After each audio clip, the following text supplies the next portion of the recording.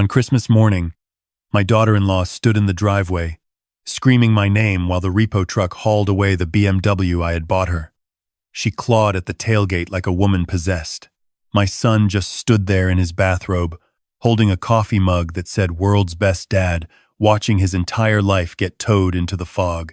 6 days earlier, I had been the fool, the generous, trusting old man who signed every check and asked no questions. But then I found the letter hidden inside my late wife's piano bench, and everything changed. Let me tell you how a retired shipbuilder from Maine dismantled his own family in less than a week. Before I begin, let me know where you are watching from in the comments below. Hit like and subscribe if you believe that loyalty should never be taken for granted. My name is Walter Graves. I am 67 years old. I built Graves Maritime from a single dry dock in Portland into one of the largest independent shipbuilding operations on the East Coast. I retired 8 years ago after my wife Eleanor passed from pancreatic cancer. She went fast. 3 months from diagnosis to funeral. The only thing she left behind that mattered was the house. A 6-bedroom colonial on Casco Bay that her grandfather had built in 1921. And a Steinway grand piano she played every Sunday morning. My son, Derek, moved in 2 months after the funeral. He said it was temporary. He said he wanted to keep me company. He brought his wife, Vanessa, and their 3 kids. I gave them the entire East Wing. I stocked the refrigerator. I paid the property taxes. I covered the children's school tuition at a private academy that cost $42,000 a year per child. I did it because Eleanor would have wanted the house full of laughter again. That was 8 years ago. Derek never left. He never offered to pay rent. He never once asked if I needed help with the bills.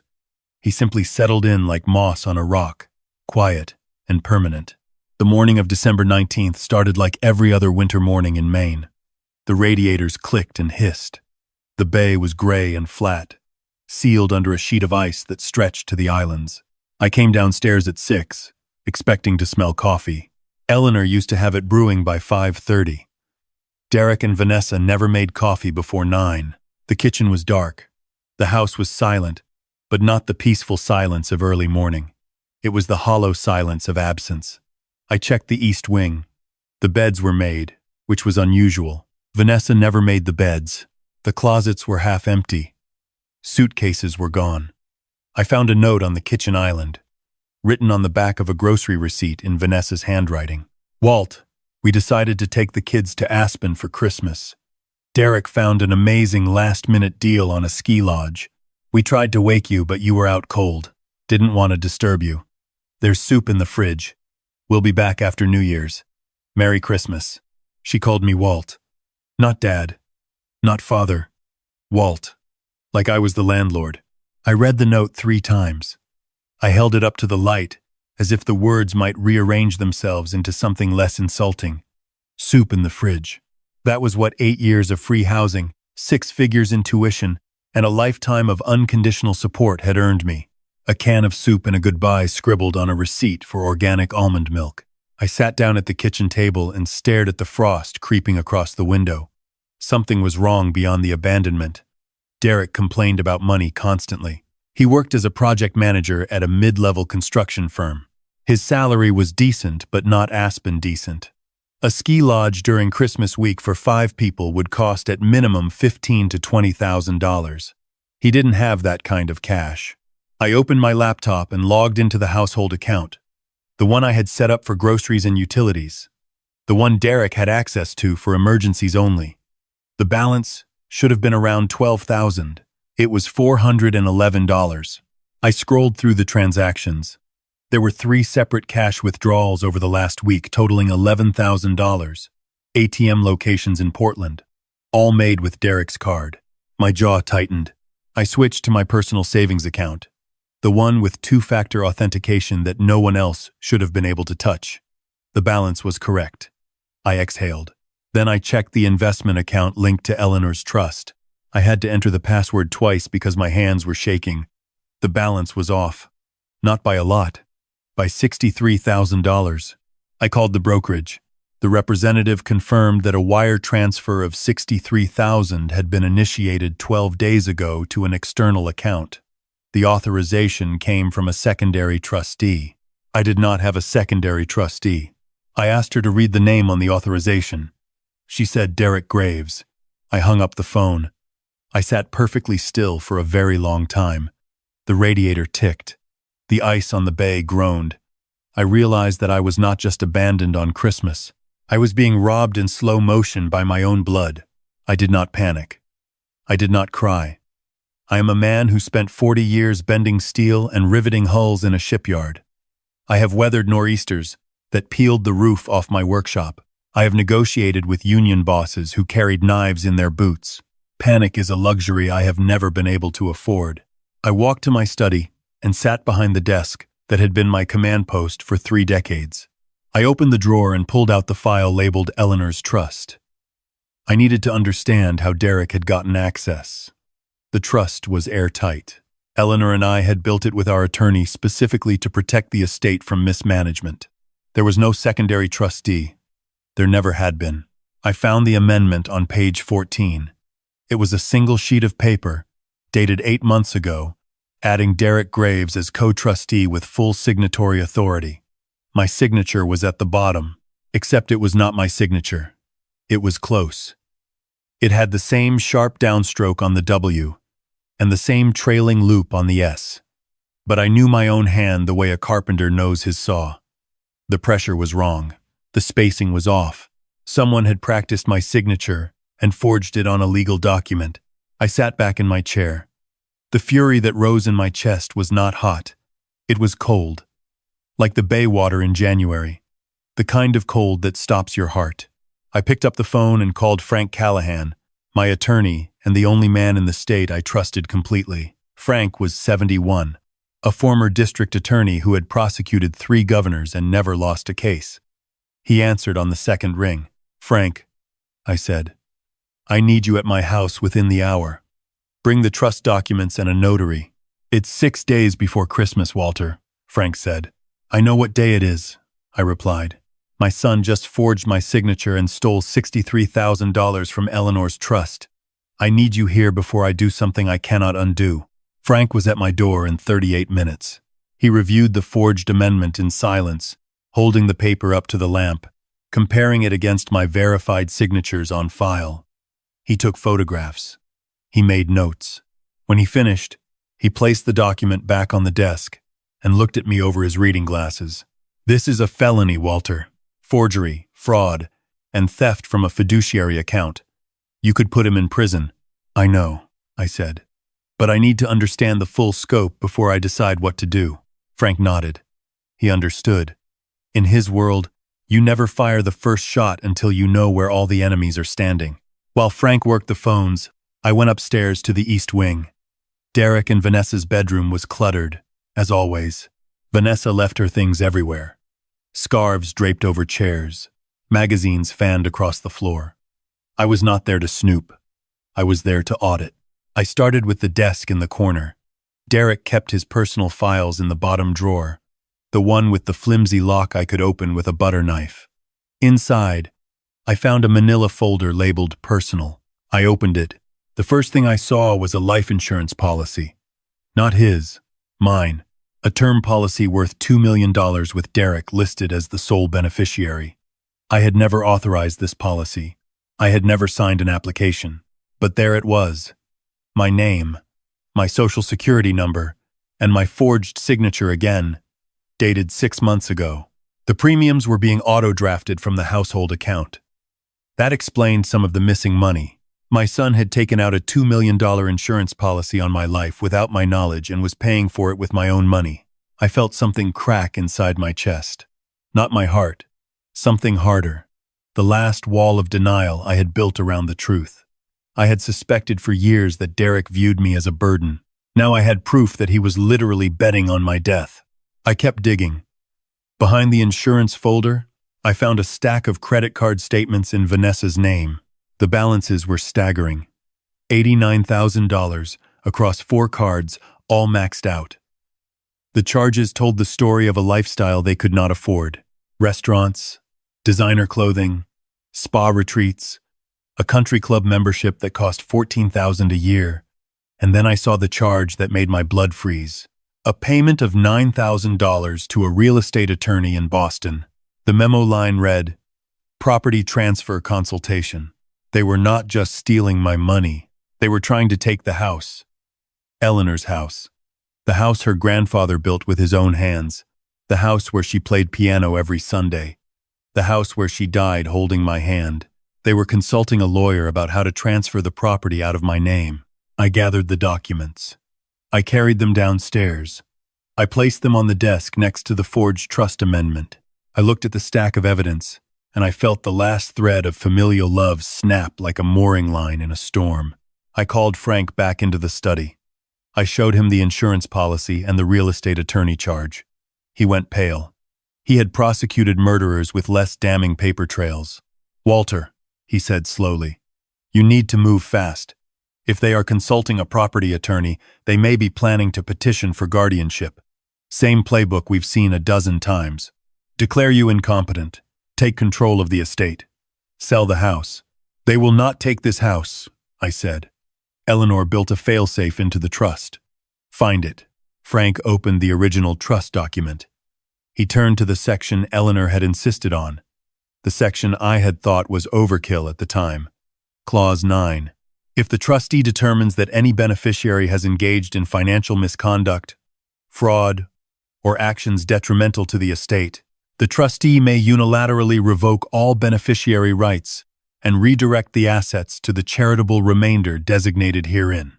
The charitable remainder was the Graves Maritime Scholarship Fund, a foundation we had created to send the children of shipyard workers to college.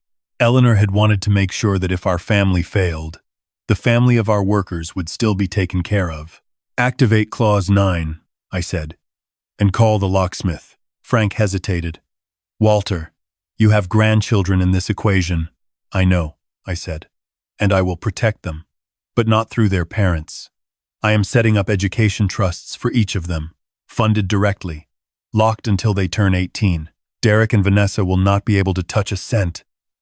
The children will be safe, but the bank of Grandpa is closed." The next 5 days moved with the precision of a military operation. On day 1, Frank filed the Clause 9 amendment with the probate court, revoking Derek's beneficiary status.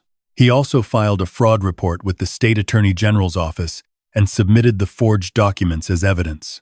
The locksmith came that afternoon, a retired Navy machinist named Hank who had maintained the security systems on my dry docks for 20 years. He replaced every lock on the property with commercial-grade deadbolts. The front door got a biometric scanner keyed to my thumbprint only. The garage doors were sealed. The gate code was changed. On day 2, I called the insurance company and reported the fraudulent policy on my life. They opened an investigation immediately. I called the brokerage and reversed the unauthorized trustee amendment, restoring myself as sole signatory. The $63,000 was flagged for recovery. On day 3, I went to the East Wing with a moving crew. Not the careful kind, the fast kind. The men who clear foreclosed houses and do not ask questions. They packed everything in cardboard boxes. Vanessa's designer coats, her collection of perfumes that cost more per ounce than my diesel fuel, Derek's golf clubs, his electronics, the children's toys, all of it went into boxes and onto a truck. I kept only one thing, a photograph of the grandchildren, taken last Easter, where they were smiling in the backyard. I put it in my desk drawer. On day 4, Frank presented me with the sale agreement. I had decided to sell the house, not because I wanted to, because I needed to sever the anchor. As long as the house existed, Derek would find a way to claw back in. A developer from Boston offered $720,000 for a property worth over $1 million. I took it without negotiating. The closing was scheduled for December 26th. On day 5, Christmas Eve, I sat alone in the living room. The tree was dark. I had not bothered to decorate it. Eleanor's piano sat in the corner, silent and gleaming under the lamp. I walked over to it and lifted the bench lid to retrieve a piece of sheet music she had loved. Inside the bench, tucked beneath a stack of yellowed Chopin nocturnes, I found an envelope. It was addressed to me in Eleanor's handwriting. It was sealed. It had never been opened. My hands trembled as I tore the flap. Inside was a single sheet of her personal stationery, the kind with the little anchor watermark she had custom made. "My dearest Walter," she wrote, "if you are reading this, then I am gone, and something has gone wrong with the family. I hid this here because the piano was always our place, and I knew you would come back to it eventually. I want you to know that I saw the cracks in Derek long before you did. I saw the entitlement. I saw the way Vanessa looked at our things like a shopper in a store. I built the trust the way I did because I loved you too much to let them take your dignity. Do not feel guilty for protecting yourself. You gave him every chance. Some people only understand the word no when it is carved in stone. I love you. Play something beautiful for me." I folded the letter and pressed it against my chest. I sat on the bench and placed my fingers on the keys. I cannot play well. I never could. But I played the opening bars of the nocturne she loved, badly and slowly, and the notes filled the empty house like a conversation with a ghost. They came back on December 27th. The flight from Denver landed at Portland International at 4 in the afternoon. I know because I tracked it. I watched the security cameras from my hotel room, a suite at the Portland Harbor Hotel with a view of the bay, the same bay I used to watch from the house that was no longer mine. The taxi pulled up to the gate at 5:15. Derek punched the code. Nothing happened. He punched it again. He pounded the keypad with his fist. Vanessa got out of the car, clutching a shopping bag from an Aspen boutique, and marched to the intercom. She pressed the button. No one answered. They walked around to the side gate. Locked. They tried the garage. Sealed. Derek boosted himself up to look through the window. I watched his face change on the camera feed. The room was empty. The furniture, the rugs, the pictures on the walls, all gone. He dropped down and stumbled backward, as if he had been struck. They found the sign 20 minutes later, after circling the house 3 times in the freezing rain. It was posted on the front lawn, discreet but unmistakable. Sold. Cash buyer. Closing complete. Derek fell to his knees on the wet grass. His ski jacket, still tagged with the Aspen lift pass, soaked through at the knees. He stayed there for a long time, staring at the sign, his breath forming clouds in the December air. Vanessa called me. I answered. I wanted her to hear my voice one final time. "Bernard," she started, then corrected herself. "Walter, what have you done? Where is everything? Where is my house?" "It was never your house, Vanessa," I said. "It was Eleanor's house, and you tried to steal it from her. I found the forged trust amendment. I found the insurance policy you took out on my life. I found the real estate attorney in Boston. You were planning to declare me incompetent and take everything." The silence on the line was absolute. I heard the wind and the rain and the distant sound of my grandchildren crying in the taxi. "The house is sold," I continued. "The trust has been amended. Derek has been removed as a beneficiary. The state attorney general has your forged documents, and the insurance company is investigating the fraudulent policy. You are on your own. You cannot do this," Vanessa hissed. "We have children. Your grandchildren are sitting in a car in the rain with nowhere to go." "I have already set up education trusts for each of the children," I said. "Funded and locked until they are 18. They will have college paid for. They will have opportunities, but the money goes to them directly. You and Derek will never touch it." There was a pause. Then Vanessa played her last card. "We will sue you," she said. "We will take you to court. We will tell the judge you are senile." I smiled. Frank had predicted this exact move. "Go ahead," I said. "But you should know that the judge will also see the forged signature, the stolen $63,000, and the $2 million life insurance policy you took out on a 67-year-old man without his knowledge. Frank tells me that particular combination tends to interest prosecutors more than probate judges." The line went dead. She hung up. I set the phone down and looked out at the harbor. The boats were wrapped in their winter covers, resting quietly in their slips. I thought about Eleanor's letter. I thought about her sitting at the piano bench, slipping that envelope under the Chopin, knowing that one day I would need to hear her voice again. She had been right about everything. She had seen the rot before I did.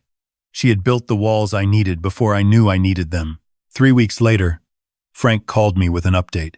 The state attorney general had opened a formal investigation into the forged trust documents. The insurance company had voided the fraudulent policy and was pursuing its own civil case against Derek and Vanessa. And the $63,000 had been recovered in full from the external account Derek had wired it to, a joint checking account at a bank in New Hampshire that Vanessa had opened under a slight variation of her maiden name. Derek called me once more after that. It was late January. His voice was thin and exhausted. He was living in a 2-bedroom apartment near the highway. Vanessa had taken the children to her mother's house in Virginia. They were separated. "Dad," he said, "I made a mistake. I know that now. I was desperate. Vanessa was spending everything and I could not keep up. I thought if I could just borrow from the trust and pay it back, no one would know. I never meant to hurt you." I listened. I did not interrupt. When he finished, I spoke carefully. "You did not borrow, Derek. You forged my name. You stole from your mother's legacy. You took out a life insurance policy on me as if I were inventory to be liquidated. That is not desperation. That is predation." He was crying. I could hear it through the phone, the wet, choking sound of a man who had finally run out of excuses. "I am not closing the door forever," I said, "but I am closing it for now. You need to earn your way back. Get a job, pay your debts, see a counselor. Prove to me and to your children that you are more than what you have done. When you have done that, call Frank. He will know how to reach me." I hung up. I did not block his number this time. I left the door cracked open, just wide enough for redemption but too narrow for manipulation. That evening, I sat in my hotel suite and ordered room service. A steak, medium rare, with a baked potato and a glass of red wine. I ate slowly, watching the lights of the harbor reflect on the dark water. I thought about the house. I thought about Eleanor. I thought about the piano I had donated to the community music school downtown, where children who could not afford lessons would learn to play Chopin and maybe, if they were lucky, would hear something beautiful in the notes. I raised my glass to the empty chair across from me. "To the family we build," I said quietly, "and to the ones brave enough to rebuild." The wine was good. The silence was better. Outside, the first snow of the new year began to fall over Portland, covering the old shipyard, the empty lot on Casco Bay, and the fresh start I had carved out of the wreckage. If this story reminded you that respect is earned and never inherited, hit that like button and subscribe for more stories where justice finds its way home.